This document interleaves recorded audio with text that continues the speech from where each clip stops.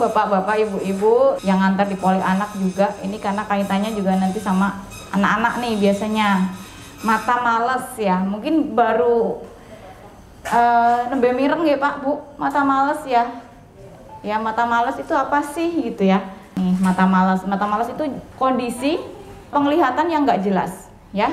Biasanya itu pada terjadinya itu di gangguan perkembangan penglihatan pada anak. Jadi kalau anak-anak itu usia perkembangan yang sangat krusial ya, sangat penting itu 0 sampai 5 tahun ya.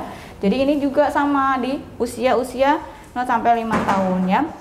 Jadi dia matanya itu dia tidak mampu membangun hubungan dengan otak ya. Jadi semua kan kita pusatnya di otak ya. Termasuk salah satunya mata nanti nyambungnya ke otak. Nah dia nggak koordinasinya nggak baik ya. Jadi mata malas itu bukan mata yang sering ngantuk gitu ya, bukan. Jadi ini ya. Ternyata ini tuh penyebab terbesar ya. Kalau anak-anak penurunan penglihatan, ada anak-anak yang melihatnya tuh nggak jelas ya, kebanyakan karena ini. Jadi 3-5% ya mengalami amblyopia atau amblyopia dia tadi mata malas itu tadi ya, sekitar 0-5 tahun. Jadi kadang-kadang kenanya satu mata lebih besar daripada dua mata. Padahal kita punya dua mata ya. Kalau misalnya satu mata itu nggak jelas, biasanya satu mata masih bagus, dia masih nggak sadar. Apalagi kalau anak-anak, dia kan nggak akan ngeluh nih, anak-anak nggak tahu. Jadi kanan kiri kalau ditutup itu nanti berbeda ya. Jadi harus kalau ngecek mata itu harus ditutup salah satu. Kanan dilihat, kiri ditutup ya. Nanti baru sadar, oh ternyata yang mata kiri saya lebih kabur dari mata yang kanan. Itu biasanya baru sadar ya.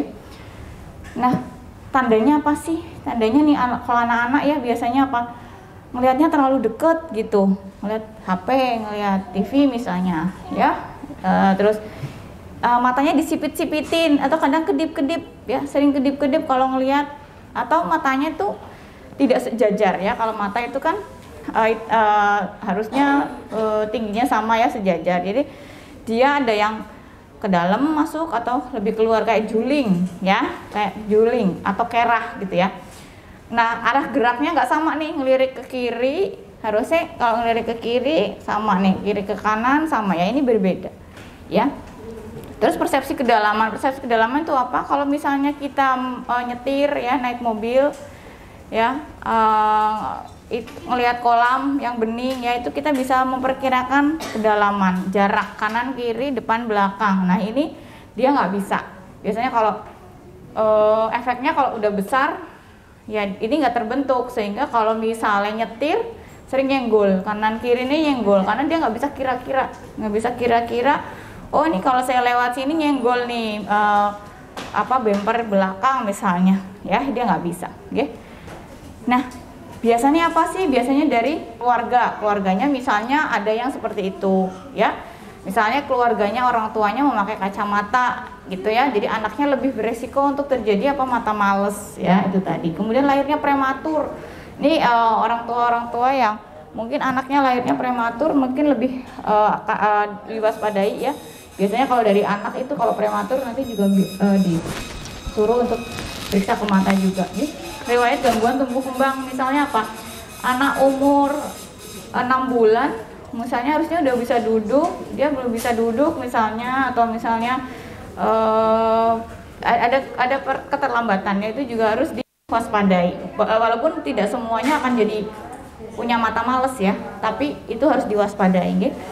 Kemudian riwayat penyakit mata yang lain, misalnya katarak pada anak-anak bayi itu juga ada. Katarak itu nggak cuma pada dewasa aja, pada orang tua nggak cuma itu, pada anak bayi yang baru lahir itu juga bisa ya.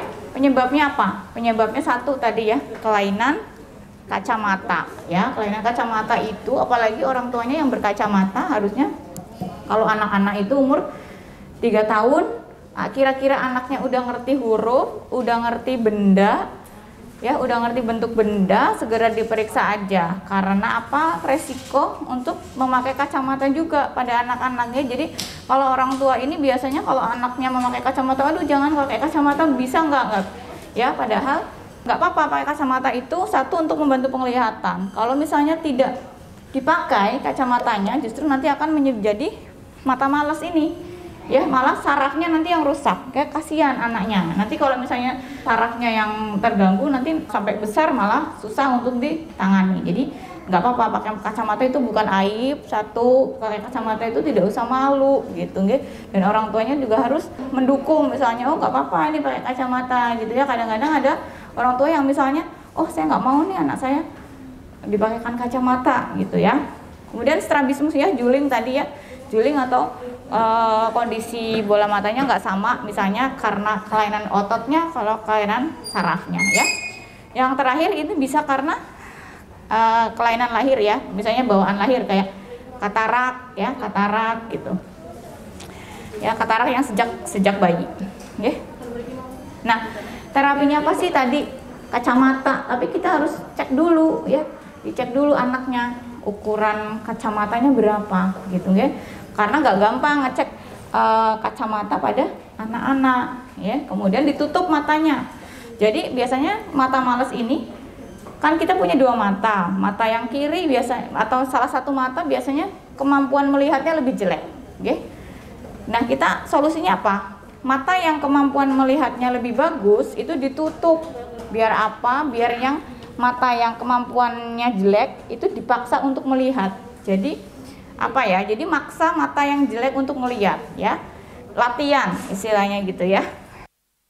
Juga obat tetes itu tujuannya ya sama ya, tadi untuk ditetes biar lebih kabur penglihatannya, terutama mata yang bagus, biar mata yang bagus tidak melihat terus. Nah yang melihat terus mata yang jelek ya. Operasi kalau misalnya ada juling sama ada katarak ya.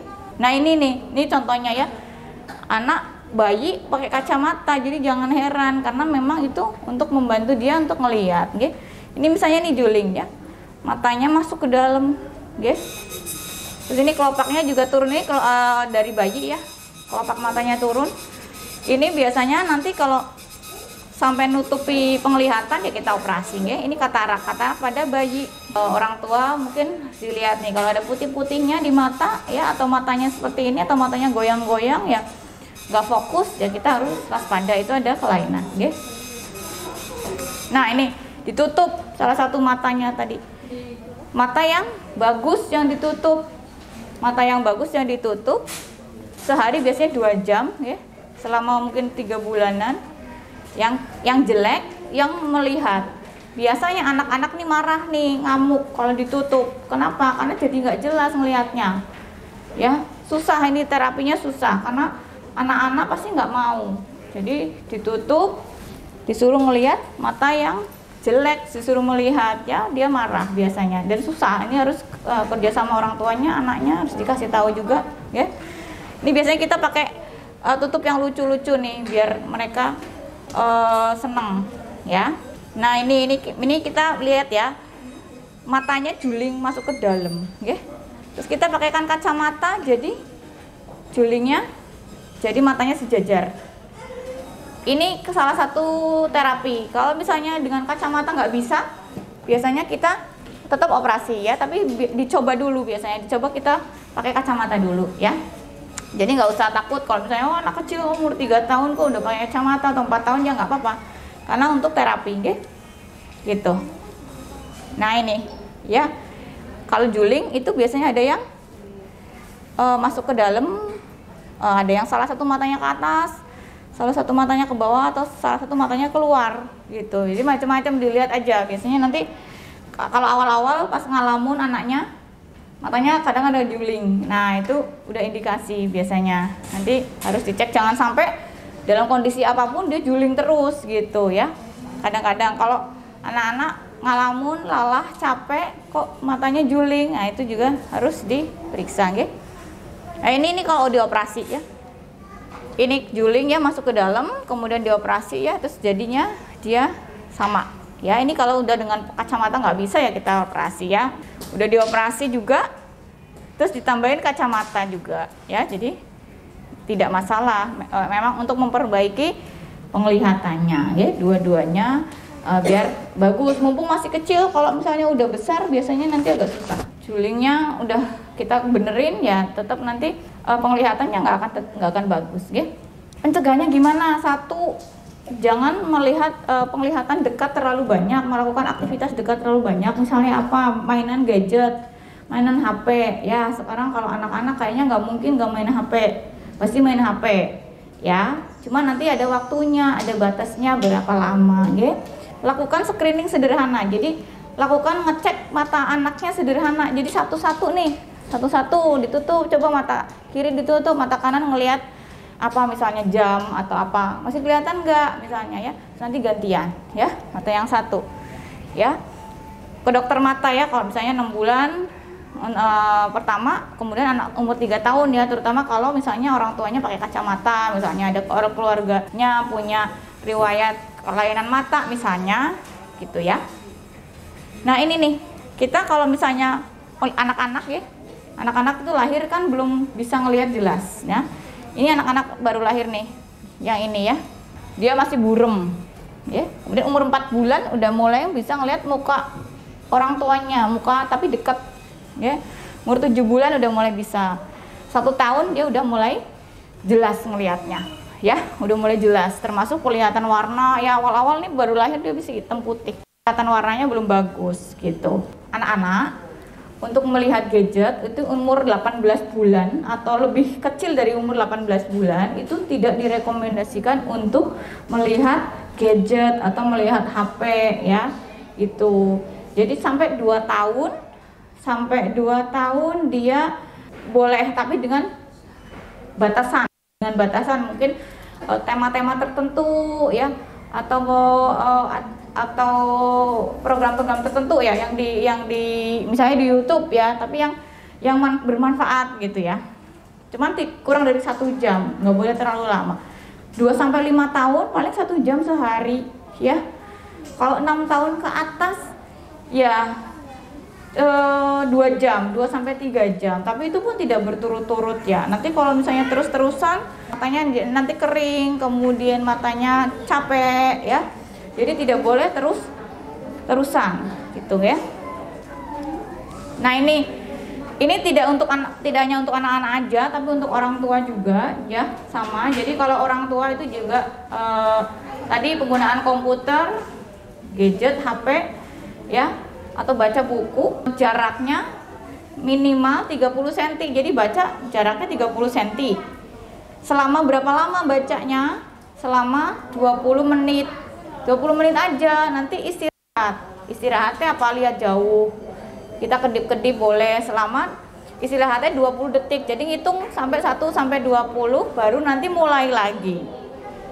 Ya. Biasanya bapak ibu ini kalau misalnya lagi lagi ngerjain pekerjaan ya di komputer, atau misalnya baca, kalau yang muslim misalnya baca Al-Quran, itu nggak sadar nanti lama 1 jam udah baru matanya merasa pedes, perih, terus lehernya kaku, capek ya, karena memang capek ya. Jadi 20 menit istirahat nih, 20 detik, nanti mulai lagi. Begitu juga sama anak-anak juga ya. Jadi kalau misalnya itu kalau baca ya, kalau lihat komputer juga sama, lihat komputer ya, lihat HP ya. Kalau orang tua dewasa lihat HP, lihat komputer itu nggak boleh 3 jam berturut-turut. Jadi istirahat 20 menit istirahat gitu ya. Nanti kalau dalam 1 hari di total lebih dari 3 jam itu juga beresiko nanti matanya capek ya. Jadi harus di jeda. Kesimpulannya ya penting juga untuk periksa rutin mata pada anak-anak terutama ya, usia 6 bulan sampai 3 tahun, apalagi kalau misalnya orang tuanya berkacamata misalnya, atau keluarganya punya riwayat kelainan di mata ya. Jadi anak-anak itu cenderung tidak bisa mengeluh, ini mata saya kabur, nggak ngeluh. Kalau orang dewasa mungkin masih bisa ya. Cukup sekian ya Bapak Ibu, mungkin ada yang mau bertanya boleh ya, itu Bapak Ibu dari Poli Anak juga boleh ya. Mau izin bertanya, kalau kebiasaan kita sering pakai tetes mata, apakah itu mengurangi kesehatan mata kita? Terima kasih. Iya, terima kasih Bapak. Bapak pakai tetes mata apa ya? Oh, Alterol. Alterol itu kalau nggak salah untuk kalau merah atau apa? Kalau merah aja ya, sama gatel, alergi ya. Ya sebenarnya gini, kalau untuk tetes mata yang terus-terusan bisa dipakai adalah air mata buatan, udah pasti ya, kayak air mata buatan yang mana dia yang tidak pakai pengawet sebenarnya. Kalau Alterol memang untuk alergi itu sesuai dengan indikasinya aja. Misalnya kalau ini kan kalau alergi itu kan kambuh-kambuhan. Kalau kambuh pakai aja, nggak apa-apa, oke? Pakai aja selama Bapak tidak alergi dengan isinya, dengan pengawetnya. Kadang kan tetes mata yang botolnya besar-besar itu ada pengawetnya. Kalau botolnya yang kecil-kecil, yang dipotek kecil-kecil, yang rentengan itu nggak ada pengawetnya. Biasanya jauh lebih aman. Tapi expirednya lebih cepat dan biasanya harus di kulkas. Itu lebih aman, jauh lebih aman. Cuman kalau botolan kadang ada pasien yang alergi dengan pengawetnya, Pak. Jadi itu yang kita harus waspadai. Misalnya alerginya apa ya, macam-macam. Misalnya kok tambah merah, kok apa ya, seringnya iritasi sih ya, lebih merah, lebih ini. Cuman kalau misalnya Alterol itu kan untuk orang-orang dengan alergi ya, jadi memang sesuai dengan indikasinya aja. Kalau misalnya gatel, lagi merah, lagi alergi, diberikan nggak apa-apa.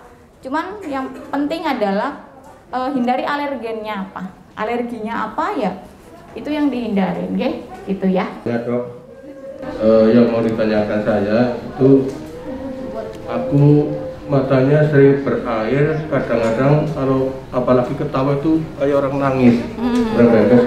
Lah katanya teman saya itu, kamu kalau mandi selalu apa ini kepalanya disiram, nggak bisa. Karena saya kalau mandi nggak apa itu rambutnya nggak basah, saya nggak kayak terasa nggak mandi. Jadi aku selalu kalau mandi itu jurus di sini dibasahi semua. Apakah itu bikin ini nggak mata saya ketarak Bu?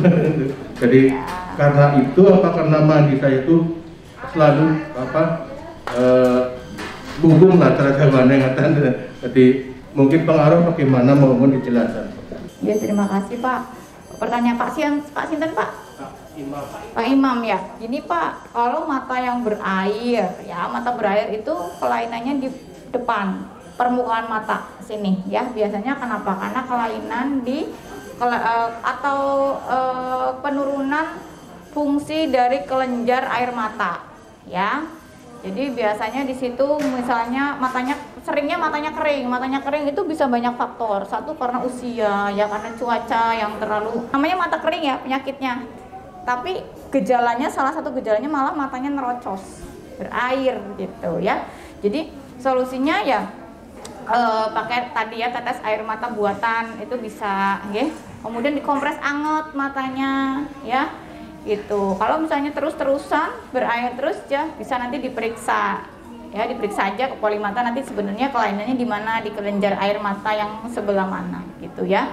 Kompres anget. Kalau mandi keramas ya boleh-boleh aja, nggak apa-apa ya. Kalau nggak keramas ya nanti kotor ya ininya, rambutnya nggak apa-apa, tidak mempengaruhi, tidak nanti jadi katarak, nanti jadi terocos, nggak ada gitu. Bagaimana mengetahui kalau bayi itu punya penyakit mata? Ya. Cara mengetahuinya itu bagaimana? Ya, terima kasih. Bayi ya, Ibu ya. Bayi umur berapa? Belum lama. Oke. Satu. Oke. 1 tahun, kurang dari 1 tahun ya. Bayi 1 ya. Kita paling sederhana ya. Kita lihat matanya, disenterin matanya, ya. Posisinya sama nggak? Ya. Jadi bayi itu kan kalau kita senter mata itu kalau disenter deket ya gini 30 cm itu kan ada pantulan di hitam-hitamnya, itu sama nggak, sejajar nggak? Ya. Terus yang kedua, bola matanya bisa diem nggak, anteng. Itu kalau umur 1 tahun ke atas, 6 bulan ke atas kan udah bisa ngelihat lampu ya. Kalau lampunya kita geser ke kiri, ikut ke kiri nggak? Geser ke kanan, ikut ke kanan, dia ngikutin lampu nggak? Dan anteng nggak? Kadang ada yang gerak-gerak gini, ya, anteng nggak ke kiri, ke kanan, ya, ke atas, ke bawah. Itu kalau di rumah, ya. Terus kelopak matanya sama lebar nggak? Atau salah satu misalnya nutup, ya, atau salah satu lebih turun misalnya. Nah itu dulu, ya. Terus bola mata udah pasti ya, kalau ada merah, ada kotoran itu harus periksa, ya. Cuman kalau awal di rumah boleh dilihat tadi dengan lampu senter sejajar apa enggak, dia bisa ngikutin lampu apa enggak itu dulu. Kalau itu nggak bisa, terus apa geraknya tidak beraturan, terus dia nggak ngikutin lampu, itu periksa aja. Mungkin ada kelainan yang lain, entah katarak dari lahir, entah glaukoma yang dari lahir, entah kelainan di belakang mata, gitu ya. Sederhananya itu Bu, gitu aja, pakai senter, gitu ya, atau pakai mainan lampu warna-warni yang nanti anaknya kan ngikutin, gitu aja, ya. Ya, kalau misalnya ada kelainan atau apa ya, atau nggak yakin ya, periksa aja, nggak masalah ya. Oke. Ada lagi mungkin? Iya Pak. Ini Dok, ini Bapak baru operasi, kan nggak boleh dikucak, nggak boleh kena air. Bagaimana kalau caranya wudhu gitu loh? Kalau wudhu tayamum aja dulu Bapak. Iya, sampai diperbolehkan kena air ya. Biasanya 3 minggu, 4 minggu boleh kena air kok, nggak apa-apa. Itu efeknya apa kalau kena air? Efeknya air itu kan kita nggak tahu ya Pak, kotor apa enggak gitu ya.